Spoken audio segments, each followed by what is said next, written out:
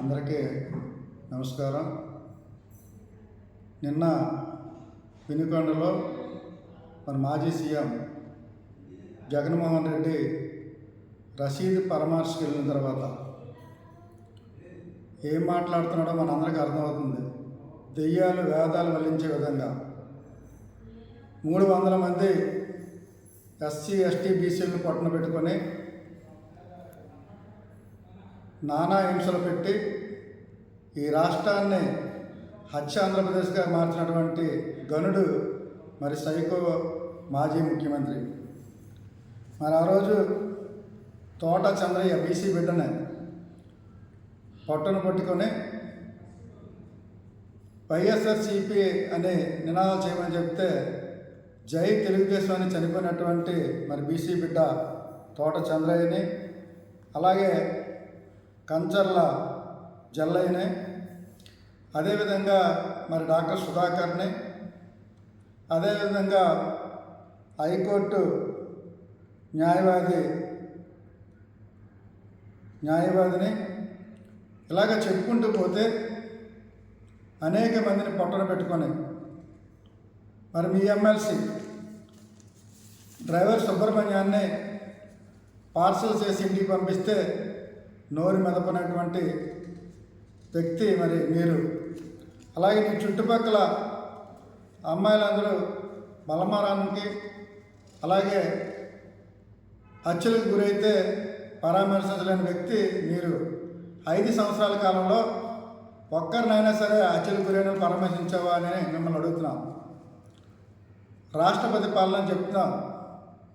ఒక్కసారి ఆలోచించుకో. మీరు ఒకసారి మీ 5 సంవత్సరాల పాలనలో ఎన్నిసార్లు రాష్ట్రపతి పాలన పెట్టాలో మీరు ఒకసారి ఆలోచించుకోండి.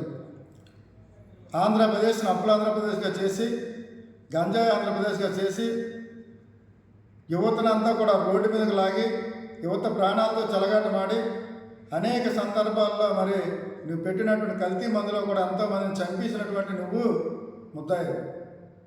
ఈరోజు వ్యక్తిగత కక్షలతో రసీదు అతని స్నేహితుడు వ్యక్తిగత కక్షలతో చంపుకుంటే ప్రభుత్వం పైన బురద జలాలని ఆలోచన.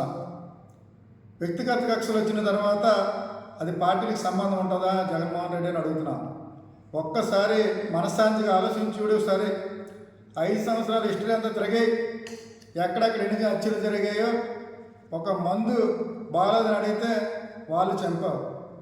ఒక చెల్లి వేధిస్తున్నాడు అని చెప్తే వాడిని పెట్రోల్ వేసి తగలబెడితే మరి ఆ చెల్లెమని అలా అన్నయ్యని పరామర్శించామని అడుగుతున్నాం. ఇలాంటి ఘోరమైన ఘటనలు చాలా జరిగాయి. ఎంతోమందిని ఈ తగుల్లో నరికి చంపినటువంటి చరిత్ర మీది. మీ దాంట్లోనే మరి మీ బాబాయ్ హత్య చేస్తే ఈరోజు వరకు కూడా దాని మీద కనీసం చర్యలు తీసుకునేటువంటి వ్యక్తి నువ్వు మాట్లాడుతున్నావు. ఈరోజు ఇవన్నీ కూడా ప్రజలు చాలా సీరియస్గా ఆలోచిస్తున్నారు. ఒకప్పుడు ప్రజలకు తెలియదేమో కానీ ఇప్పుడు అంతా కూడా సోషల్ మీడియా అంతా చూస్తుంది. మేము హత్యలు అయితే ప్రోత్సహించట్లేదు. హత్యలు చేసినటువంటి వెంటనే అరెస్టులు చేసి జైలుకి పంపుతాం. దయచేసి ఒకసారి ఆలోచించండి. మీ నాయకులు కానీ మీరు కానీ మీరు నోటికి వచ్చినట్టు మాట్లాడటం, ఏదో రాష్ట్రపతి పాలన తెస్తానంటాం. రాష్ట్రపతి పాలన అంటే ఆషామాషి కాదు. శాంతి పద్ధతులన్నీ కూడా స్టేట్లో లేకపోతే రాష్ట్రపతి పాలన వస్తుంది తప్ప. ఇంకా పరిపాలన 38 రోజులు 39 రోజులు అవుతుంటే ఈరోజు ప్రభుత్వం మీద అవాకులు చవాకులు పేలుతున్నాను. 5 సంవత్సరాల్లో నరమేధం చేసినటువంటి జగన్మోహన్ రెడ్డి ఒకసారి గుర్తుపెట్టుకో.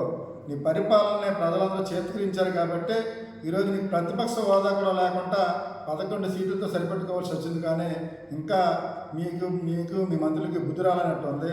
దయచేసి ఎక్కడైతే ఓటమి పాలేమో దాన్ని ఎత్తుక్కోండి.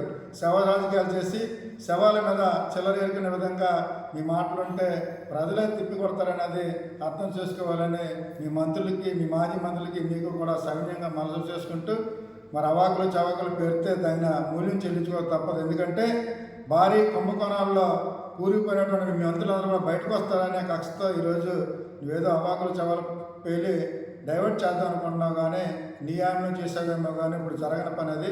మా హోమ్ మినిస్టర్ గారు కానీ అందరూ కూడా రెడీగా ఉన్నారు. ఎక్కడెక్కడ తప్పులు జరిగి అందరినీ కూడా లోపలేయడానికి. తస్మాత్ జాగ్రత్త. రాబోయే రోజుల్లో అందరికీ బుద్ధి వస్తుంది. కంపల్సరీ అందరూ కూడా జైలుకి వెళ్ళే విధంగా మీరు ఉంటారు.